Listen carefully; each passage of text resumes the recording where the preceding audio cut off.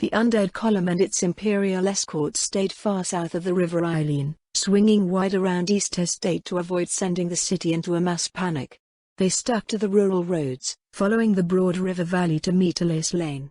Every hour or so, an entire village was sent scrambling indoors with their passing. This was better than paralyzing the towns along the highway, but Rangobart still felt guilty for the waves of terror they created, wondering how long it would take the villagers to come back out. As for the Fifth Company, they traveled a distance parallel to the undead, bracketing them to the north and south. In the southern contingent, Rangobart looked over to where Baroness Zaradnik led the column of undeath astride her skeletal horse. How does she do it? The young noblewoman seemed entirely unperturbed being near so many insanely powerful undead. A few of the company's scouts even said that the most powerful undead in the entire column was probably the one that she was riding. Didn't they say that they have these undead all over the Sorceress Kingdom? That's what I heard, Harlow said from his right. How people there don't shit themselves breakfast, lunch and dinner is beyond me. We sure they're even alive in Erantle? Another soldier nearby asked. Maybe they've been turned into undead too. Merchants say people just keep on as they always have. Hey, Reburbad, aren't you supposed to be flirting with her or something? Get over there and ask. Rangobart doubted that he could even get close. His horse would probably buck him off halfway. I'll get a chance once we set up camp, he said, or not. Are we really riding to the border of Meterless Lane in one day? Captain's got the clerics refreshing the horses as we go, Harlow replied. Should be able to get there by evening. Yeah, and we'll be half dead from this long-ass ride, the rider behind him said. Isn't there supposed to be some nasty shit in that forest near where we're stopping? Druids and hill giants or something. It's what we got these guys for, yeah? Harlow gestured towards the undead with his chin. Maybe they'll clean 'em all out while we're sleeping. Just from looking at them, Rangobart did not doubt that they could. Even a single one appeared powerful enough to destroy every city around the blister. You think you'll be doing much sleeping, Reburbad? Rangobart could hear the leer in the voice from behind. His father's meddling had resulted in far more problems than Rangobart had first realized, which was already more than enough. He glanced over his shoulder to the column of men. Their heads often turned to gaze at the Baroness for a time before looking back to their surroundings. Screams filled the air as they crossed into the perimeter of another village. Men, women and children disappeared into their homes. Doors and shutters slammed shut. We're not doing anyone any favors here. One of the sergeants grumbled. It's already winter, why aren't we going through the fields instead? To be seen, Rangobart said. These undead are here to stay. Didn't the captain brief all the squad leaders before we left for the border? He did, but this is still ridiculous. It's better than starting out by going straight through East Estate. As an officer, Rangobart was privy to the objectives specific to his company's part of the operation. The Sorceress Kingdom was nothing if not thorough when it came to the materials they provided to help with the integration of their leased forces. It was to the point where it seemed that their primary concern was not whether the undead could function in the Empire, but whether the Empire could function around the undead. Knowing what he did, Rangobart could see why they focused on those areas. By leasing the undead, the Empire had slashed 2 legions worth of its defense budget. The resulting surplus would be lost if the presence of the undead affected tax revenues by causing disruptions to industry and trade. The courses of action suggested by the Sorceress Kingdom were all-inclusive, turning the integration of the undead forces into more a civilian operation than a military one. The Empire would get used to it bit by bit, and the trust of the citizens was integral to success. It was not dissimilar to how the Imperial Army built up its image in the eyes of the people, so the military, at least, understood how it worked in principle. Getting the citizens to accept the undead, however, was another matter entirely. As their long ride wore on and the sun dipped behind the peaks of the Azalizia Mountains, a camp appeared on the horizon. Rangobart narrowed his eyes at the unexpected sight. Was that there before? Who knows?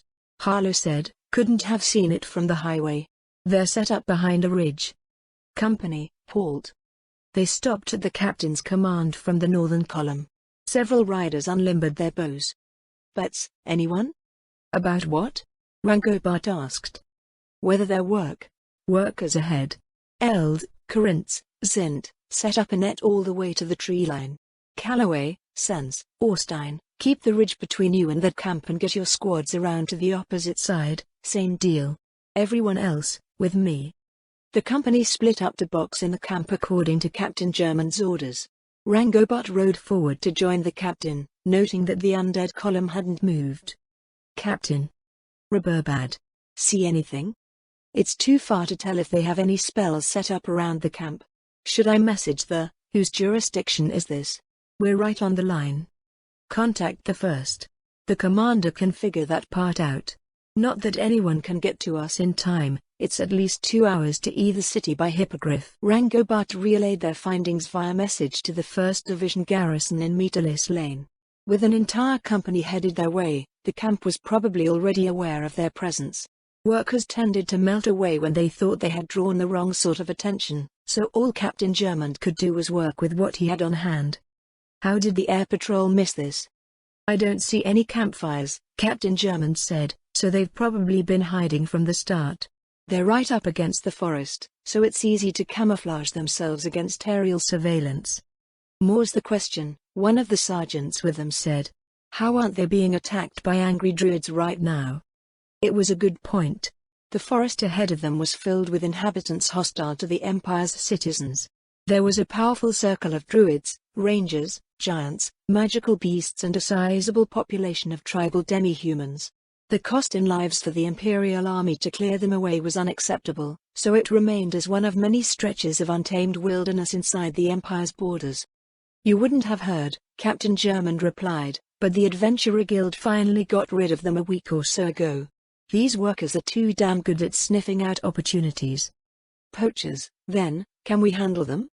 "Oh, I'm sure that we have a way to deal with them." The captain glanced back at the undead column in the distance, "but I would rather it not get to that." "Like hell these workers will listen," Harlow scoffed. "At best they'll run into the woods and disappear." Like adventurers in the Empire, worker teams were loosely platinum rank and above. The rank-and-file soldiers of the 5th Company were equivalent to silver-rank adventurers or close to it, but they had the advantage of numbers. Rangobot squinted towards the camp in the darkness. "How many are there?" "There are 20 tents. Enough for at least 40 workers." They turned at the sound of Baroness Zaradnik's voice. It appeared that she had dismounted and walked up to join them unnoticed. "Well shit," Harlow said, then cleared his throat. I mean, how problematic." Several snorts sounded from nearby. The noblewoman smiled slightly. "I won't break if you're rough with me, Sergeant," she said. "What will you do, Captain German?" "I'd ask them to come quietly," the captain replied, "but how that pans out will depend on how many of them are real workers. It's a near certainty that they've brought in common laborers to help with logistics." Captain German's reasoning was sound. 40 platinum equivalent workers wouldn't appear so easily on such short notice. "What are they moving, exactly?" Baroness Zaradnik asked. "Any high-value goods they can find in that forest," Captain German replied. "The major threats there were neutralized recently. These workers are helping themselves to the spoils." With that, the captain ordered his men forward. Rangobot dismounted to bring up the rear with a handful of other wizards, a makeshift squad that he coordinated to support the rest of the company. The Baroness fell into step beside him. "How often do problems like this appear?" "Between workers, highwaymen and smugglers," Rangobot replied, 2 or 3 times a week. "Something as large as this poacher camp is rare. I've only been in the army for 3 months, but I've read that it might be once a season per city region.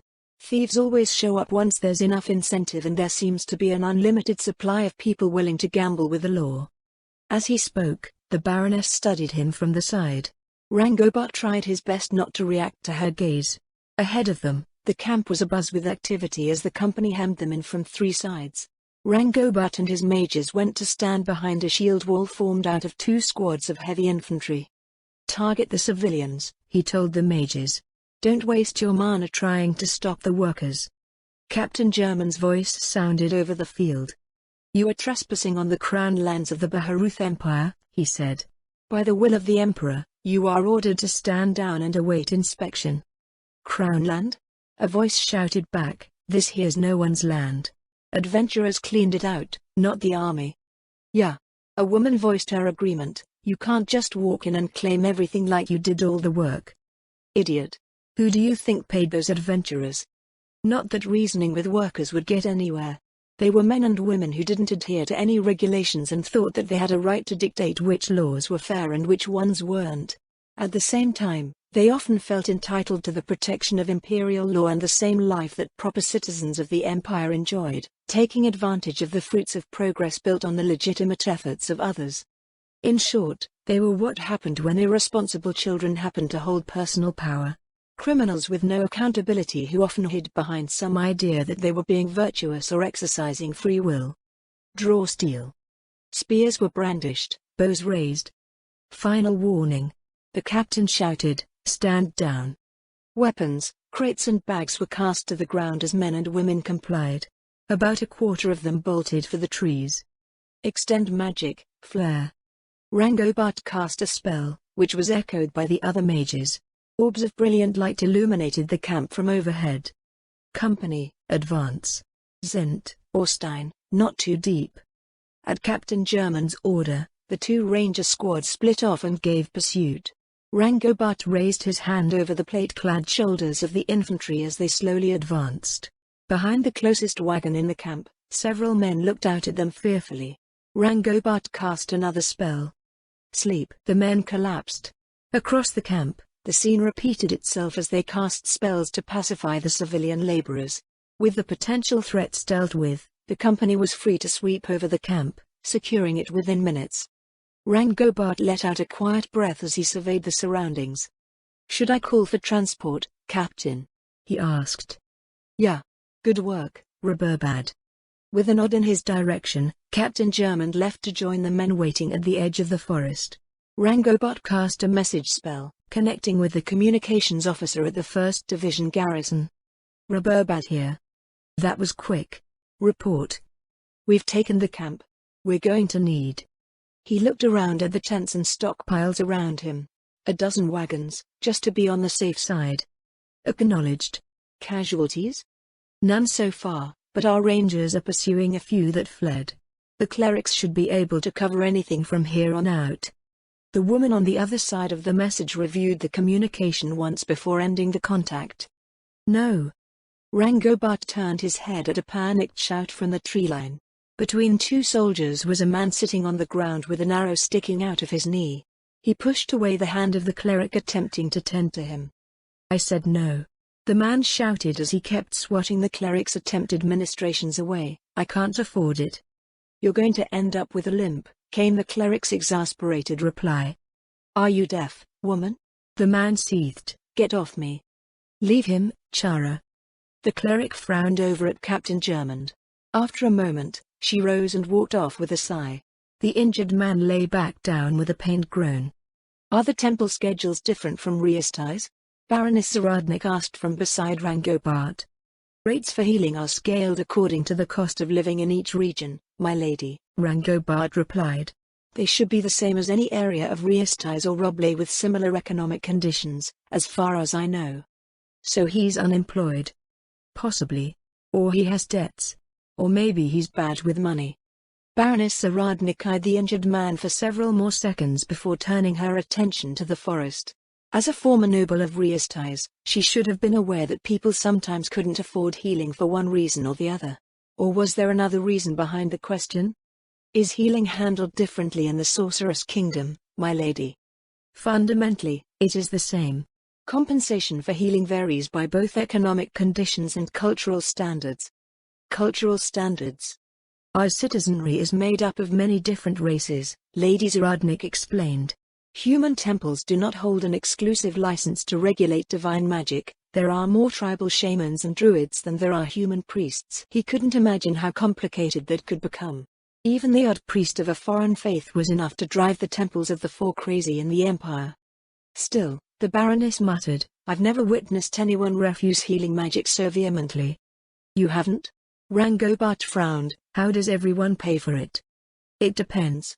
Healing potions are the main source of healing in my domain for the time being. It's a frontier territory, so materials are cheap and the local alchemists ensure that we have an adequate stockpile. All of my subjects have at least one healing potion on hand. Those who are exposed to workplace hazards have more." I can see that working for a frontier territory with a small population, Rangobot crossed his arms, but what about developed lands with high population densities and a lower ratio of priests or alchemists to subjects? Healing happens on demand in that case, Lady Zaradnik replied. It's not as quick or convenient as using potions, but efforts are being made to increase the ratio of priests and clerics. A nation ruled by an undead sovereign was actively increasing the ratio of priests and clerics. It didn't make much sense to him, but pursuing the validity of the matter would likely get him nowhere. Can everyone still afford healing magic in those developed territories? It might not be a fair comparison since the cost of living is lower in the Sorceress Kingdom, but yes. If one cannot immediately afford healing magic, the temples or whoever healed them will send an invoice to the local lord. We then collect the fees over time, which usually isn't long since discretionary incomes in the Sorceress Kingdom are higher than those of the Empire's average citizen. That is a very enviable position to be in, Rangobot raised an eyebrow. Your revenues must be incredible. Oh yes, Lady Zaradnik smirked. I pinched myself every time I reviewed my summer tax revenues to make sure I wasn't dreaming. He didn't think she had any reason to lie, but what were they doing differently?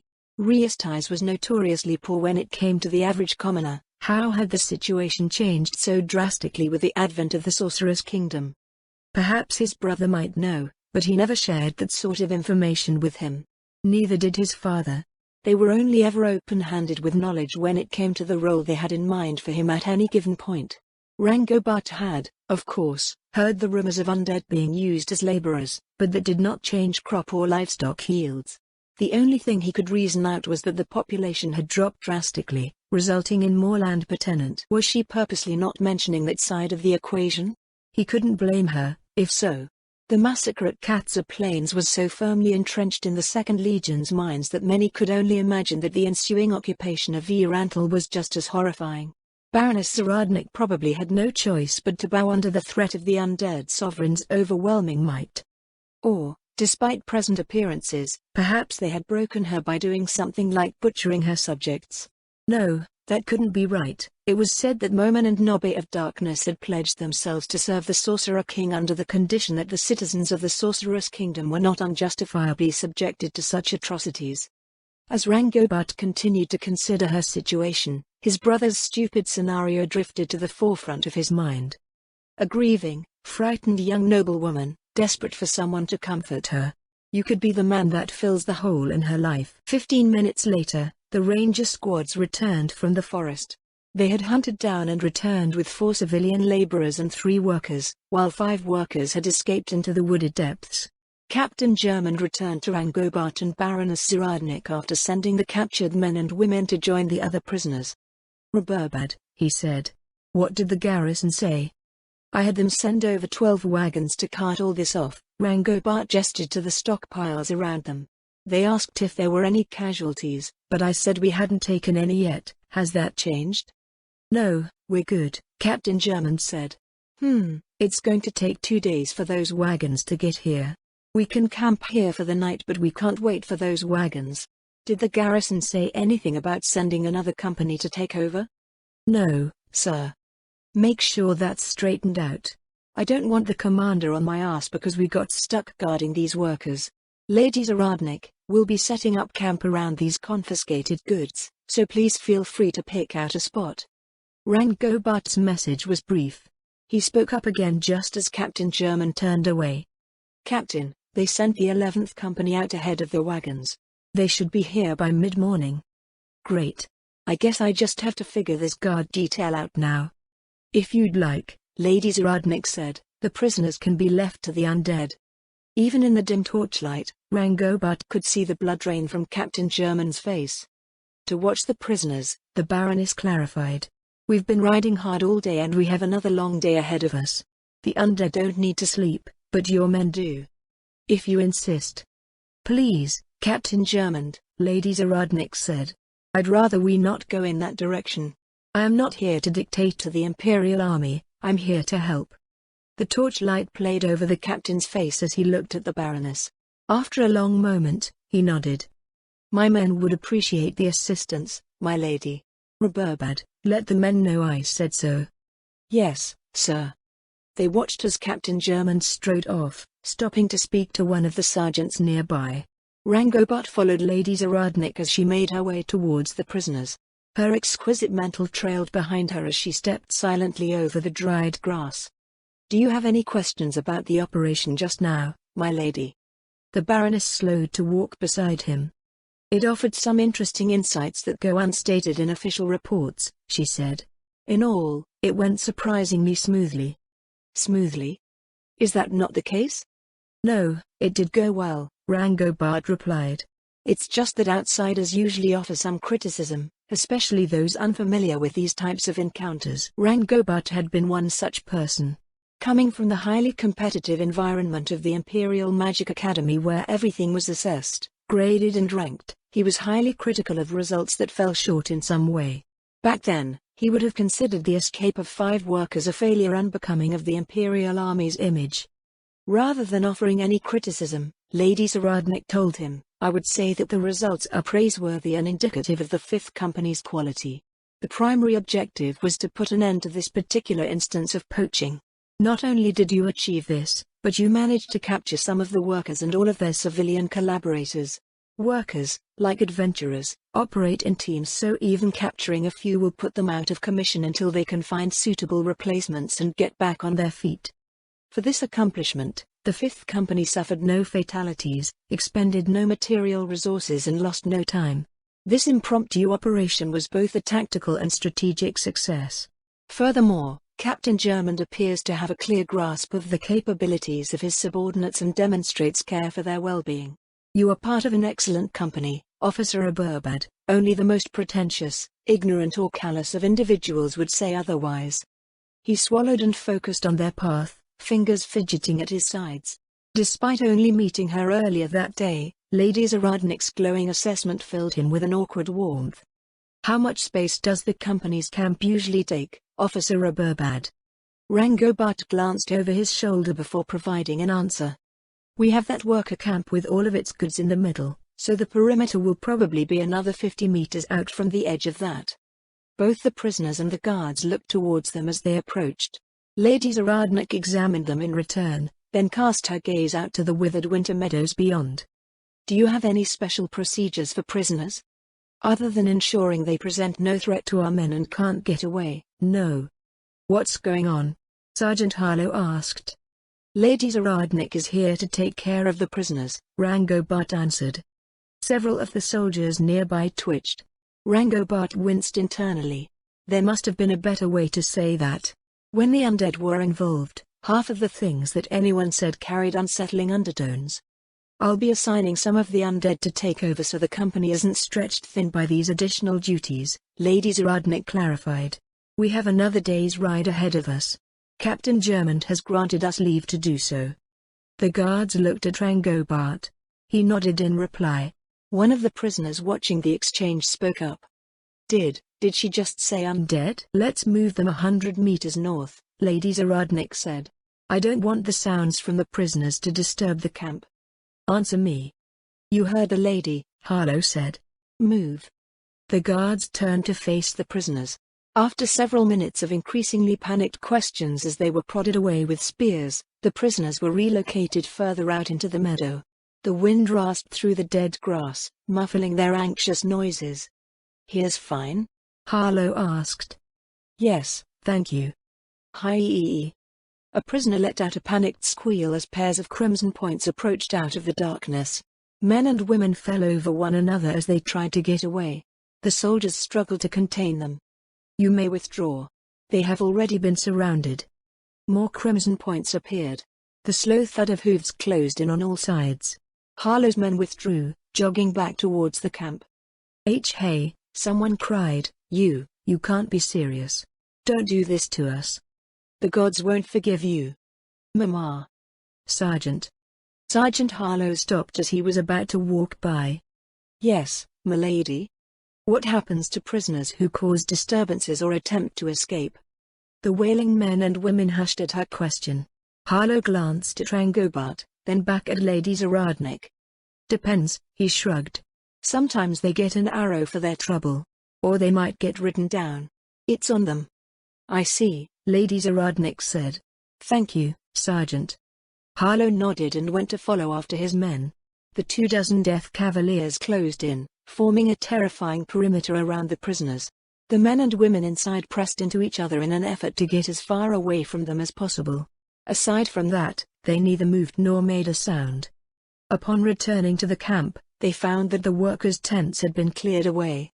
An open pavilion was raised in the center, where Captain German and several men were sorting through the seized stockpiles. He looked up as they joined him at his table. 24 Death Cavaliers for half again their number of prisoners. They were looking for something to do, Lady Zarodnik replied. As are the others. Next you're going to ask if they can take over the night watch. Unfortunately, that part isn't so straightforward. The captain set down his pen, reaching out for a cup nearby. How so? He took a long draught. Death Cavaliers are cavalry. Death Knights are heavy infantry. Death Priests are divine casters. The same general rules as your soldiers apply, they're just a bit stronger. I guess we'll need more rangers and rogues, then. That would ultimately be up to the Imperial Army, Lady Zarodnik said, but the rangers in your company did well. I thought everything went quite smoothly, in fact. After meeting with the remnants of the 8th Legion in the south, I had tempered my expectations considerably. Captain German grimaced. We received a report about that. I'm sorry you had to see it, my lady. Rest assured, it won't happen with the soldiers here, well, not unless you come charging straight at us with them. A wizard came by to drop off a report. The captain reached over and slid it in front of himself. His mouth moved silently as he read over the content. Have you found anything interesting? Lady Zarodnik asked. Not really, the captain answered. It's everything you can expect them to try and make off with from a piece of unspoiled woodland. Rare plants and animals that fetch handsome prices at market. All of the valuable, easy-to-transport goods get snatched up first. They were probably waiting to send out their wagons at around this time to get to the highway under the cover of darkness. Once they found a plausible spot to camp overnight, they'd be hard to tell apart from the rest of the merchant traffic. Would the customs officers suspect anything? That would depend on how well set up these workers were for smuggling. The worst-case scenario would be that they have collaborators in a village nearby and they split up their inventories. If they have a way to process their goods, it would become next to impossible to figure out what was going on with a regular customs inspection. The goods themselves aren't illegal, only the fact that they've been stolen from Crown lands. No magic or skill can detect that from a bundle of furs or a jar of dye or whatever they turned this stuff into. Rangobart glanced over the list as Lady Zarodnik and Captain German spoke. As the captain had mentioned, nothing was explicitly illegal, they were simply goods that fetched high prices. When he was younger, Rangobart believed that as long as laws were effectively upheld, crime would vanish. After he joined the army and started participating in their law enforcement activities, he found that it was far from the truth. Upholding law and order was a constant battle between demand and deterrence. What dictated people's willingness to break the law was whether doing so offered sufficient incentive. All that the army could do was stay endlessly vigilant. The most ludicrous part was that the more difficult things became for those who engaged in criminal activities, the better they seemed to get at what they did. All that the Empire could do at that point was hope that they had a way to counter those who rose to extraordinary power and acted in highly detrimental ways. Sometimes, it required complex operations to corner and eliminate them. Other times, it was more efficient to contract other powerful individuals to deal with the problem. Obnoxiously, it was workers who were the most readily on hand to do those jobs at the cheapest rates. Another man came by and dropped off more reports. Lady Zarodnik stepped back from the table. I should leave you to your work, she said. May I position some undead to help with the night watch? Around the perimeter, sure. I don't think the men are ready to have undead standing right over their tents. Thank you, Captain German. At the perimeter of the camp, the first sentry they approached looked over at Rangobart. It was only after they almost reached him that the veteran ranger turned his attention to Lady Zarodnik, who was walking ahead of him. Rangobart frowned at the seemingly backwards order of his notice. We're posting undead to help with the night watch, she told him. They should be here shortly. The captain know? The sentry asked. He does, Rangobart answered with a nod. We've stationed a few to watch the prisoners, as well. The prisoners? The sentry's lip twitched. I must have missed quite the show. Just let me know what needs doing, milady. The undead, or, more accurately, all of the undead that weren't guarding the prisoners, appeared 2 minutes later, forming into several ranks behind Lady Zaradnik. Eyes shifting back and forth over them, the sentry swallowed. You're only allowed to have one, the Baroness smiled slightly. Take your pick out of the infantry. A few seconds passed before the sentry pointed at one of the undead in the center of the front rank. The undead soldier, clad in wickedly spiked black plate mail, stepped forward. This is a Death Knight. Lady Zaradnik placed a hand behind the towering undead warrior's shoulder. Are you familiar with them? I seen 'em at Katsa. They didn't do any fighting, though. They are heavy infantry, probably not unlike the heavy infantry in your company. Is that why you chose one? That's right, milady. Hopefully the rest of the men pick up on things as quickly as you do, the Baroness said. As you may already understand, you can work together with a Death Knight the same way that you would when paired with one of your heavy infantry. They are excellent on the defense and have a skill that works similarly to the martial arts that draw the attention of their targets. The ranger nodded quietly as Lady Zaradnik spoke. Veterans of the Imperial Army slipped into their roles regardless of the patrols they served in or any changes in assignment, so Rangobart could imagine them making the same associations as they would with any soldier. The Baroness appeared aware of this modular way of thinking and was employing it in ways familiar to the soldiers. How much of a fight can they put up? The ranger asked. Offensively speaking, Lady Zaradnik answered, they are roughly the same as a good warrior from a small adamantite adventurer team. Defensively, they are over twice as strong as that. Since their skill set primarily revolves around defense, however, they don't have anything like the high-power advanced martial arts that you might be familiar with. Doesn't that mean we can defend against them with Fortress? Lady Zaradnik examined the man, who straightened at her scrutiny. You should already be aware that conducting a successful defense depends on many factors.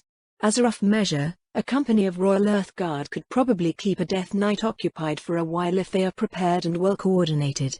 As undead, however, a Death Knight will not succumb to fatigue. It is also durable enough that one of its nastier abilities is likely to come into play long before it is in any real danger. What might this nasty ability be, milady? Like wights and several other undead that you probably know of, Death Knights also raise undead from the corpses of living beings that they kill. Unlike most, they don't create more of themselves but a lesser type of undead called a squire zombie. A squire zombie is roughly as strong as a platinum rank adventurer, but it is still a zombie subject to most of what being a zombie entails. Death Knights can raise enough to form a squad of squire zombies under its command. Squire zombies will, in turn, raise an unlimited number of regular zombies out of any corpses they are responsible for. This makes Death Knights not only excellent defensive troops but ideal for handling large numbers of weak opponents. The Death Knight seemed to draw itself up proudly at Lady Zaradnik's promotion of its capabilities. Rangobart exchanged glances with the sentry. What would happen if a single Death Knight ran rampant over the countryside? Entire baronies would be turned into zombies overnight. Air patrols would fly out in the morning only to discover a tide of undead swarming over the countryside. Can these Death Knights lose control or go berserk? Rangobart asked. Barring being turned by a suitably powerful divine caster, no, Lady Zaradnik answered with a shake of her head. They will always strive to perform their duties to the utmost of their ability. Like any person, they have things that they are good at and things that they aren't, so it is generally better to find a place for them within the greater organization of the Imperial Army rather than having them work alone as single, powerful troops. Just as heavy infantry excel with the support of the proper auxiliary forces, so too do Death Knights. So how will it work between me and this Death Knight? The ranger asked. Do they issue dark vision items to watchmen? Men in the regular companies don't get 'em, the man replied. They're usually limited to scouts and a high-ranking officer's bodyguard. Lady Zaradnik turned to peer out towards the forest nearby. Rangobart couldn't see any further than the flickering light of the torches around the perimeter. Undead of dark vision, Lady Zaradnik said, so they should spot anything within range that isn't employing concealment skills. The undead leased to the Imperial Army do not have detection skills, so it's up to scouts like yourself to identify and mark targets for them to act against. Sounds familiar enough, the ranger said. Guess we'll see how it works out. Could you also relay what I've told you to the next shift? Probably not everything exactly as you said, milady, but I got the important bits. That will do. The young noblewoman smiled warmly as the Death Knight took its place.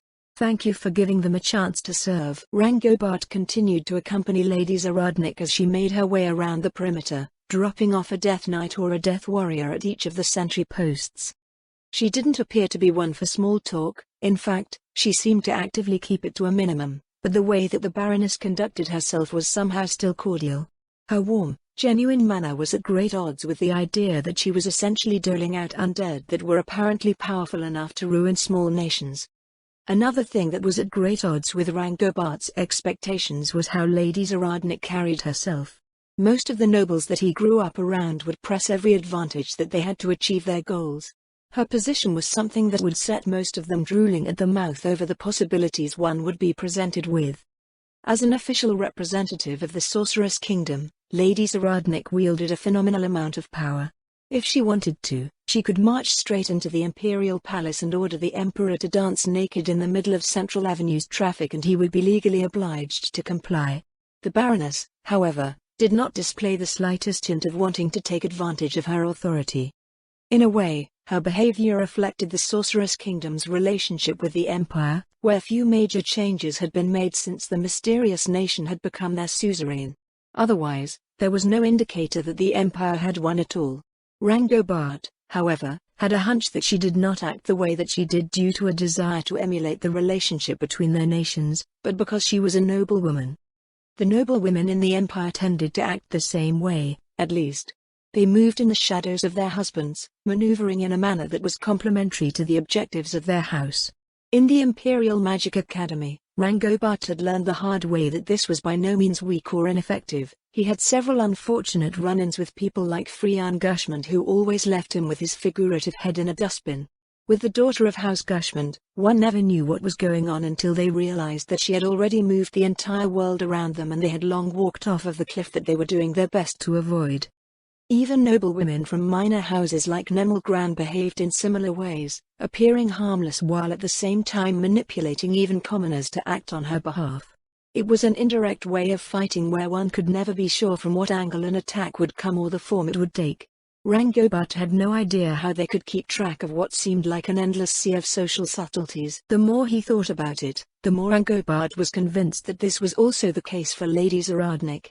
In less than a day and only a few hours of interacting with the men, she was well on her way to having most of the Fifth Company wrapped around her finger, including stoic Captain Germond. They had gone from shaking in their boots at the sight of her undead contingent to sure, why not? When she offered suggestions and gently reordered everything to her liking. Even the coarse Harlow had conspired with her to scare their prisoners witless. That he could not precisely pin down what she was doing to weave this spell over the company was more than a bit frightening.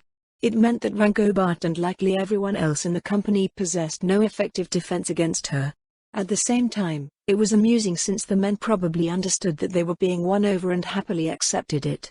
She was a manifestation of values and ideals that they collectively shared, perhaps something like a beautiful female version of Ludwig from Dreams of Red. After making a complete circuit of the camp, Lady Zaradnik divided the Death Cavaliers into pairs and sent them to patrol the area. She watched them ride out with a satisfied look. I can't help but feel that the amount of security this camp has now is a bit extreme, Rangobart said. The undead do not require sleep, Lady Zaradnik replied. Wouldn't you be bored if you were ordered to just wait all night in a field? Do undead get bored, my lady? Of course. If one has nothing to do, then they get bored. Boredom is perhaps one of the few things that all intelligent beings share. They are also created to serve, so they are happy to do what they can to help. Boredom. Happiness. Murderous hatred was probably the emotion most associated with the undead. Does everyone in the Sorceress Kingdom treat the undead as you do? I can't speak for everyone, but those who have adapted to the presence of the Sorceress Kingdom's undead servitors simply treat them as a unique aspect of life in our nation. There are naturally manifested undead dwelling in our nation, as well. Naturally manifested. Rangobart frowned. You mean the same undead that adventurers and the like fight? Elder liches and vampires and such? Yes, that's right. We have an elder lich who has just started a merchant company while a few others are establishing a research institute. There's a zombie school teacher. My liege is a vampire and her vampire subordinates run the postal service and perform a variety of other functions. There were tales of elder liches who ruled cities, so her first claim seemed plausible enough if one believed the tales to be true. Zombies were mindless, so he couldn't imagine one being a school teacher. As for the vampires, Rangobart's gaze traced over the slender line of the young noblewoman's neck. His eyes rested on her exposed nape for several moments before he realized what he was doing and turned to pointedly look away. The liaison officer from the Sorceress Kingdom had a seemingly supernatural beauty to her, but she didn't have the pale skin, crimson eyes or any other of the telltale signs of a vampire. She was warm and filled with vitality, and it was simply impossible to believe that someone like her could be undead. Anyone that raised any such suspicions would probably be laughed right out of the army. What duties do your company's clerics perform in camp? Rangobart was forced from his thoughts. They are priest things, I guess. Their duties primarily revolve around maintaining the health of the men. They don't hold services or minister to the soldiers? It isn't an official part of their duties, Rangobart replied, but they do serve as chaplains. Lady Zaradnik looked over at the 5 death priests standing nearby. Does that sound like something you'd like to try? She asked them. The death priests exchanged glances with one another. One of them opened a tome that looked less like a religious text and more like a cursed grimoire. My lady, that's... It was a joke, Officer Aburbad, Lady Zaradnik smirked. I can't imagine you would believe that they are priests of the 4. The evil-looking tome snapped shut. A sigh of relief escaped his lips. Rangobart examined the adornment of the death priests. Nothing upon them displayed any recognizable religious iconography. If I may ask, my lady, which god do they serve? His Majesty the Sorcerer King, of course. Of course. They were created undead, after all. It did raise questions as to how they were able to cast divine magic, however. Lady Zaradnik instructed the death priests to make rounds of the perimeter and see to the needs of the other undead servitors. She and Rangobart then returned to the center of the camp, quietly making their way past the outer ring of tents. Captain Germond was still at his pavilion, though it appeared that his work was winding down. Rangobart checked his pocket watch. It was already 2 hours to midnight. Captain Germond, Lady Zaradnik said, I've finished assigning the undead to their respective tasks. Did the men give you any trouble, my lady? Not at all. They appear to be very capable soldiers. Additionally, I've sent the remaining Death Cavaliers to patrol a 2-kilometer radius around the camp. Could you recall them before mid-morning? They might make a mess of that incoming company without any forewarning. Silence fell over them for several seconds before Baroness Zaradnik replied. Done. Not bad, the captain eyed her appraisingly. How old are you, if you don't mind my asking? I turn 18 in about 2 weeks. Hun.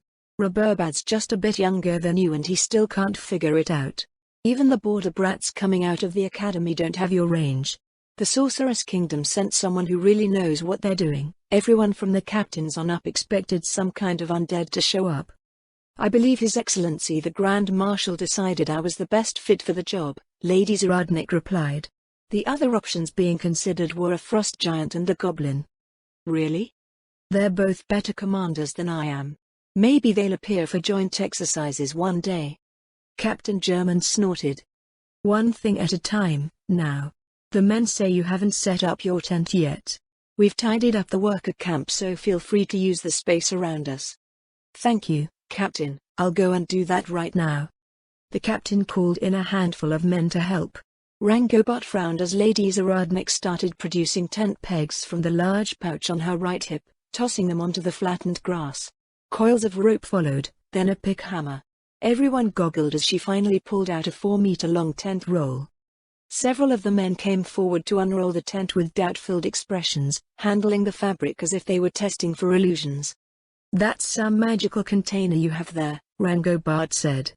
I'm quite fond of it myself, Lady Zaradnik replied. Do they produce similar containers in the Empire? The closest source of magical containers I can think of is the Dwarf Kingdom west of here. They've long been on the decline and trade was down to nearly nothing until recently. I doubt they'll share their secret, though. A monopoly on magical containers is an overwhelming logistical advantage for any nation.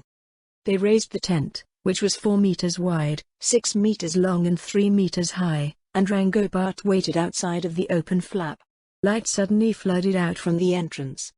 "You may enter if you wish, Officer Aburbad," Lady Zaradnik's voice drifted out.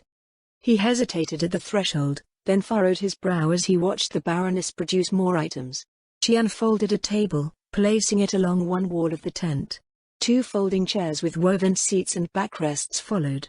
Something like a barrel hoop was hung from the center of the ceiling. Shortly after, the chill winter air turned as warm as a pleasant summer day. As she unfolded a cot and laid a bedroll over it, someone tapped on the wall of the tent. "Lady Zaradnik," Captain German's voice called from the entrance. "Was there anything you or not? Looks like you brought a hole in with you." "This will be my workspace whenever I'm serving in my capacity as an officer on the field." Lady Zaradnik stood to greet him. "Please come in, Captain German." The Baroness produced a 3rd folding chair, placing it on one side of the table with another. She gestured to Captain German and Rangobart to take their seats. "It's my first time using it," Lady Zaradnik said, "but, after seeing how large it is compared to everyone else's tents, it feels out of place." "If this is out of place," the captain said, "then I don't mind things being a little out of place. Honestly, I don't think it's unreasonable. That officer's pavilion outside is about the same size and no one will expect you to conduct your affairs in the same space as the Imperial Army." "That's a relief to hear. So the nobles serving in the companies do the same thing? If they're on extended patrol or some sort of lengthy exercise?" "Yes," Captain German said. "Regular patrols last about a week, so we just get our work done in the city garrisons. It's usually not much since our wives take care of most things at home." After laying out a few more pieces of furniture, Lady Zaradnik started setting out bowls, cups and utensils on the table. 2 large square containers were placed before them. Rangobart's eyes widened as she lifted the lid. The captain leaned back with a short laugh.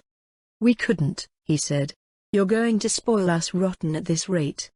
Within the containers were carefully arranged sandwiches of several varieties, cut into small sections. Aromatic steam rose to entice their appetites. "Please help yourselves," the young noblewoman said as she brought out 2 large decanters. "I brought these from home thinking that it might take 3 or 4 days to arrive at the 2nd Legion headquarters from the border. I'd like to fill these containers with the local fare once we arrive in the city." "Well, since you put it that way." She lifted one decanter to pour hot tea into their cups. The cap was removed from the second and another aroma filled the tent. "I guess that does technically work," Rangobart mused. "What does?" the captain asked. "These are magical decanters that maintain temperature and freshness," he explained. "They're usually used for wine and chilled beverages, but Lady Zaradnik is using this one for hot soup." With their portions served, the young noblewoman took one of the containers and went outside. The sound of pleasant conversation rose between the Baroness and the men who had helped her set up the tent. "So Aburbad," Captain German said, "is this what you had in mind when you joined the army? Sitting in a warm tent, being served a home-cooked meal by a fine lady in a camp in the middle of nowhere surrounded by the undead?" "No, sir. I apologize for pushing this all on you," Lady Zaradnik said as she returned to the table. "No apologies necessary, my lady," the captain said. "All this is drilled into us nobles. Plus, no man in their right mind would complain." Rangobart took another sandwich, savoring the zesty tang of the dressing over cured meats and crisp vegetables. "So," Captain German said, "do you have any questions for us so far? We'll be in the garrison tomorrow and things are bound to get hectic once we're there. I suppose I should first ask how Officer Aburbad ended up as my attaché." "Oof," the captain grimaced, "straight for the kill. Should I tell her?"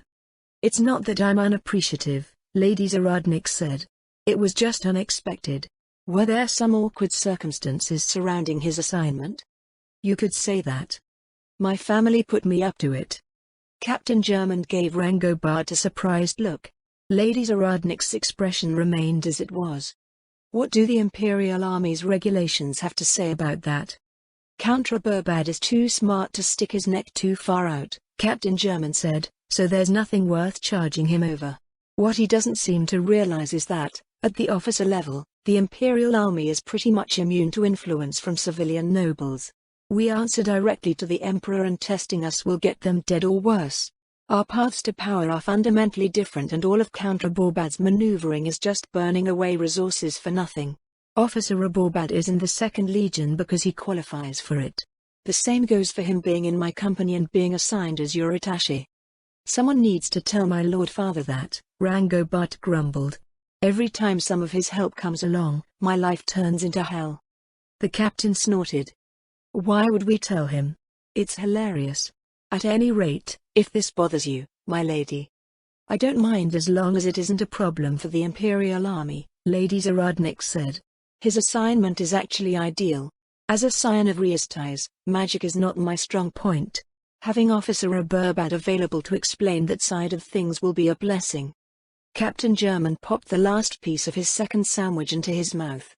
Hear that, Raborbad? He slapped Rangobard on the shoulder. You might get out of this alive, after all.